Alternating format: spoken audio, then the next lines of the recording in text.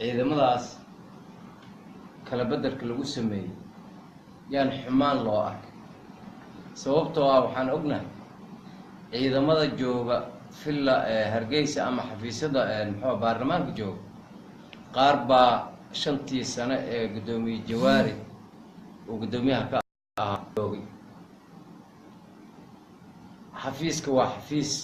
muxuu ahaa baarlamaanka Soomaaliyeed u furo anigu 3 maalmood filla Hargeysa ma tegin sababta aan u tegin waxa sabab ugu ahaa ciidamadii gudoomiye Jawaari oo keensaday ayaa meesha joogay waxa laga yaabaa aniga baabuurkii hadii wax nala yeelo waxa ugu yar waxa way in la sharaf dilo liiraad magalaysiida lahaa sida maanta ba dhacday xildhibaan ka mid ah xildhibaanada ayaa filla Hargeysa tagay asaga oo filla Hargeysa joogo ayaad arkayseen kaamirayaasha waa ka wada fiirsanayseen video la duubay waad fiirsanayseen xildhibaan la leeyahay nooga baxay waa gurigii ummadda waa filla Hargeysa waa xaruntii lagu shaqeynaa sharaf dil waa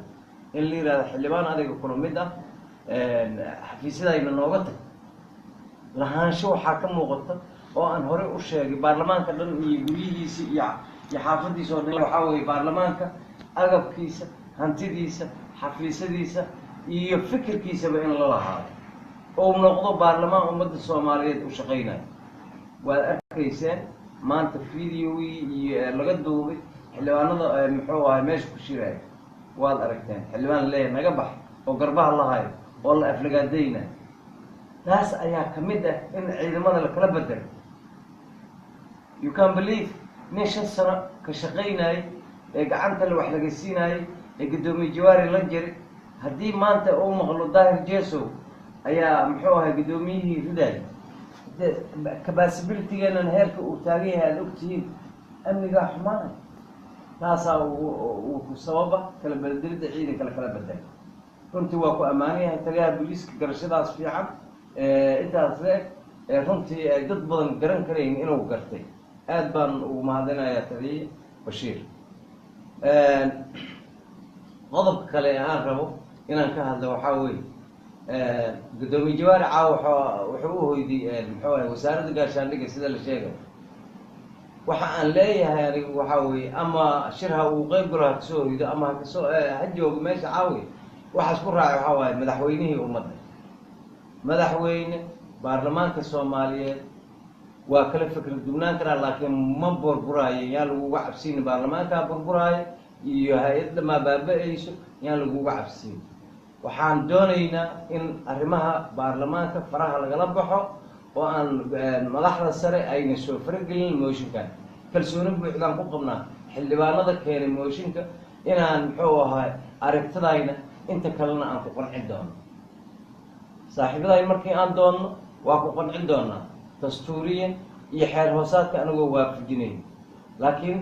in la yiraahdo sulx la galo madaxweynaha la isku hoos tuuro ra'iisul wasaaraha loo tago muxuu ahaa dib isku soo muxuu ahaa mooshinkaas wax u dhimaayo hala sameeyo arrintaas ma yeeli doono haddaan nahay xildhibaanada mooshinka keenay waxaan u keenay waxa weeye waxaan ka aragnay danteena danta shacabkeena danta dalkeena aan ka aragnay marka aan jeclahay waxa weeye in muxuu ahaa arrimahaas iyada la dhawo gudoomiye Jawaari runtii waan ugu mahadcelinayaa anigu muxuu ahaa mowqifka uu qaatay oo ah in baarlamaanka la burburin si Suuriya iyo xeeroosaadku waafaqsan uu kala baxo waan ku raacsanahay taas horeyaan u iritaas horeyaan idaacadaha ugu sheegay in baarlamaanka Soomaaliyeed aanan wax looga dhimin waxa kaliya ee muhiim waxa weeye in la ilaaliyo jiritaanka dawladnimada waayo shacabkeena ayaan matala anaga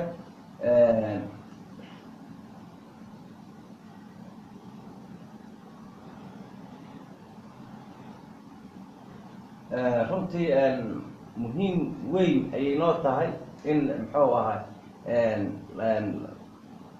madaxweynuhu iyo ra'iisul wasaarahaba inaynan arrintaas soo faragelin wax muhiim oo weyn ay noo tahay waxa waaye mar haddii aan keenay xildhibaanada 107 xildhibaan ayaan ku geynay mooshinka mar haddii mooshinka aan geynay waxaan aaminsanahay inaan difaacan karo laakiin arrimaha la raadinayo geedlisiga soo gabanayo muxuu ahay laleeyahay sulaxa la raadiyo arrintaas arrin aan ku qancayna ma aha. madaxweynaha iyo ra-iisul wasaarahaba ayaga oo mahadsan inay arrintan baarlamaanka u dayayaan. baarlamaanka 100 khilaafaad oo ka weyn baarlamaanadii aan kusoo jiray soo maray, waxaana ku xarlisanay runtii wax waafaqsan dastuurka iyo xeer hoosaadka waafaqsanaa aan muxuu ahay aan ku dhamaysan. mar walba cabsidaas ima hayso baarlamaanka Soomaaliyeed garashadiisa inay kala jabaan wax ee ay xallin waayaan. waxaan ogsoonahay hay'adahan dastuuriga ku bisaylka muxuu ahay aaminsan si loo xalliyo markii ay timaado xaaladaha noocan oo kale inaan awood u leenahay. yaan la isku beer jilacsanin shacabka Soomaaliyeed iyo dhammaan mas'uuliyiintooda, yaanan la isku beer jilacsanin oo yaan la isku beer nugleysanin oo yaan la isku dayin in baarlamaanka Soomaaliyeed si aan sharciga waafaqsanayn in gudoomiye Jawaari loogu korhayo. annaga haddaan nahay xildhibaanada keenay kalsooni buuxdaan ku qabnaa, cod ku fil inaan u heli karno, in saaxiibadayna kalena aan ku qancin karno ayaan aaminsanahay. waxaa ugu dambeyntii aan rabaa in aan kusoo koobo hadalkayga gudoomiyaha ku-meel gaarka ah ee ahna gudoomiyihii ku-xigeenkii koowaad. mudan gudoomiye adoo mahadsan, maanta adiga gudoomiyihii baarlamaanka muxuu ahay shacabka golaha shacabka Soomaaliya adiga maanta gudoomiyihii waa. waxa aan ka codsanaynaa waxaa weeye noo hiili kuma li hanaga hiilinin hana noo hiilinin si dastuurka waafaqsan sharciga dalka uu qabo. waxaan u malaynaa baarlamaankii labaad ayaad gudoomiye ka tahay, 2 mar ayaad gudoomiye hadda kuwa laba nin hadda maanta bisayl aan ay haysan miyi. waxaan ka codsanaynaa si waafaqsan dastuurka iyo xeer hoosaadka inaad nagu hagtid muddada soo socoto oo dastuuriga ama xeer hoosaadkeena ku cad 5 maalmood inaad haysan kartaa. walow hadda kala wareejinta muxuu ahaa ku wareegta xilka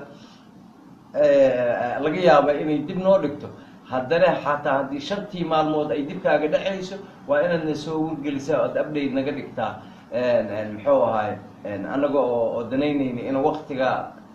awoodda xeer hoosaadka uu ku siiyey wax ka badan inaadna haysan karin. waxaan rabnaa baarlamaanka Soomaaliyeed meel kastoo ay joogaan, shacabka Soomaaliyeed waxay naga sugayeen shaqo. waxaan ka codsanaynaa dhammaan xildhibaanada Soomaaliyeed si aan u soo qancino waxa aan soo jeedinin aan idinku qancino.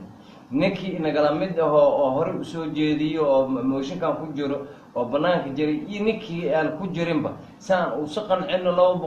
275 kursi banaan ma ogay inta kale inay soo wada xaadiraan. waayo waad ogtihiin culayska uu leeyahay muxuu ahay fadhiga baarlamaanka markii heeraha noocan oo kale la marayo. waxaa mar labaad iyo mar saddexaad aan u mahadcelinayaa bahda saxaafadda oo mar walba muxuu ahay si waafaqsan sharciga